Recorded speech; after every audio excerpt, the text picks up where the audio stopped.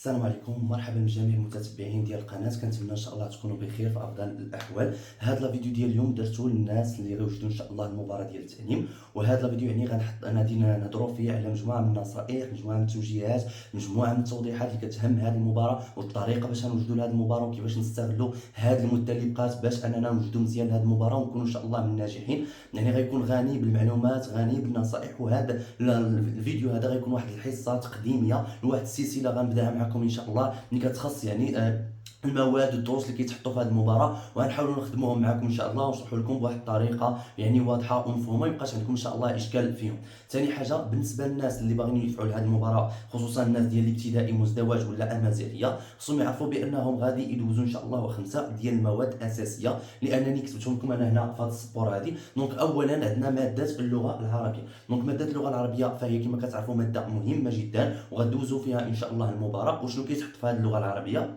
دونك خاصكم تعرفوا انهم كيحطوا لكم الدروس سواء ديال الابتدائي ولا ديال الاعدادي ولا ديال الثانوي. دونك خاصكم تراجعوهم كاملين. مثلا كنهضروا على الجمله الفعليه، الجمله الاسميه، يعني التعابير المجازيه، انواع ديال الاساليب، كنهضروا كذلك على الصرف والتحويل، يعني في التراكيب من انواع النصوص. دونك هادشي خص يكون عندكم، يعني تراجعوا هادشي كامل ان شاء الله. ثم كذلك الحاجه الثانيه انكم خصكم تراجعوا الديداكتيك ديال هذه الماده. ما معنى الديداكتيك ديال هذه الماده؟ نعرفوا شحال يعني عدد المده الزمنيه فاش كتقرا، العدد الحصص ديالها، كيفاش كنقدموها للتلاميذ، يعني جميع الامور، يعني كيفاش كنوصلوا هذه الماده للمتعلمين. دونك هذا الشيء كامل راه غادي ان شاء الله غنوضحوه لكم وغادي نخدموا عليه ان شاء الله في هذه السلسله. ثم كذلك عندنا ماده اللغه الفرنسيه. بالنسبه لماده اللغه الفرنسيه كذلك غدوزوا في الدروس ديال الابتدائي وديال الاعدادي وديال الثانوي، وضروري انكم تراجعوا لا غرامير، لورتوغراف، لا كونجيغيزون، مثلا لامبارفي، لامبيراتيف، لو بريزون. كذلك تراجعوا لو كومبليمون دوبجي ديريكت، الكومبليمون دوبجي انديريكت، لا فراز كومبليتيف، لا فراز يعني غولاتيف. دونك هادشي كامل ان شاء الله خصكم ديروا عليه واحد الاطلاع.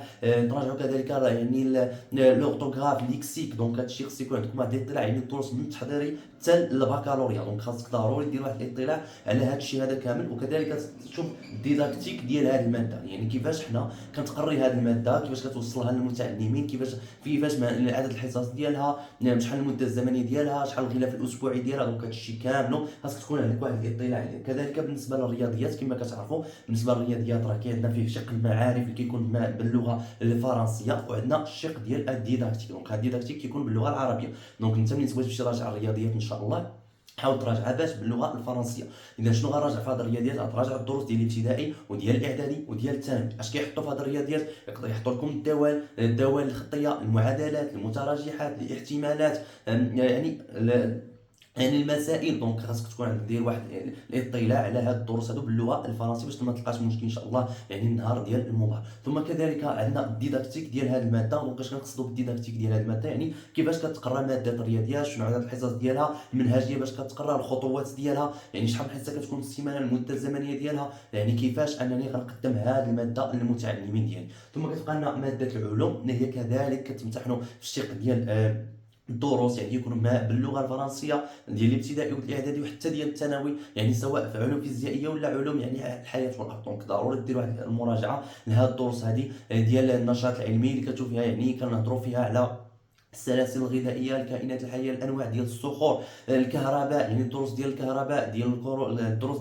ديال البصريات، الدروس ديال، المهم كاين مجموعه من الدروس غادي ان شاء الله نوضحوهم لكم وغنشرحوا لكم ان شاء الله على القناه. بالنسبه للجانب ديال الديداكتيك ديال هذه الماده ديال العلوم، راه كما قلنا بنفس المواد، يعني شحال المده الزمنيه باش كتقرا، الدور يعني الغلاف الاسبوعي الزمني الاسبوعي ديالها، الخطوات ديالها، المنهج التقصي. دونك هادشي كامل ان شاء الله غادي نشوفوه معكم في هذه السلسله من طبيعه الحال. بالنسبه لماده علوم التربيه فهي بحر. دونك ما ادراك ما علوم التربيه. دونك راه كبيره، يعني كبير فيها المجال كبير باش انك تبحث وتقرا فيها، ولكن حنا غنحاولوا نركزوا فيها على الاساسيات ديال علوم التربيه، يعني باش ما تبقاوش تالفين. دونك غنحاولوا نركزوا على الامور الاساسيه اللي كتحط في ماده علوم التربيه، يعني ما تبقاوش يعني تقراو اي بي دي اف ولا اي دوكيمون، لا نقراو الامور اللي كتحط في المباراه واللي خصنا نجاوبوا عليها يوم المباراه. من طبيعه الحال هذه هي السلسله ان شاء الله. كما قلت هذا الفيديو فهو تقديمي، وان شاء الله انطلاقا من الحصه الجايه غتكون اول حصه اللي غنبداو فيها، يعني اعطيكم واحد النظره شامله على هذه الدروس اللي غادي نقراوهم، ونبداو ان شاء الله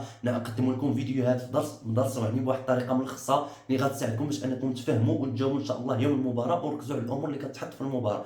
هذا من جهه. هادو بالنسبه للناس اللي بغاو ان شاء الله يوجدوا راسهم ويعتمدوا على راسهم. بالنسبه للناس اللي بغاو يتخارطوا معنا في دوره تكوينيه، راه كاينه دوره تكوينيه كنشرحوا فيها جميع هاد المواضيع، يعني ما تحتاج تقلب على المعلومه في حتى شي جهه اخرى. دونك الماده كنشرحوا درس بدرس، يعني وكنعطوك الملخصات ديال هاد الدروس، كنديروا معاك التصحيح ديال هاد الامتحانات، كنديروا لك المواكبه طيله هاد 20 يوم، يعني وكنوفروا كاع الامور. يعني واخا ما يكونش عندك مع شي ماده ما كتفهمهاش، ضعيف فيها، ما عندكش معها، راه كنشرحوها وكنبسطوها لك باش تولي ان شاء الله في المتناول ديالك وتفهمها بواحد الطريقه سهله وتستوعبها وما يبقاش عندك مشكل فيها، سواء في الرياضيات ولا العلوم ولا في الفرنسيه. دونك راه كنخدموا معاك وكنخدموا واحد الشرح اللي هو واضح وبسيط، ويعني تقدر تستوعبه، وكنركزوا على الامور المهمه اللي كتحط في هذه المباراه.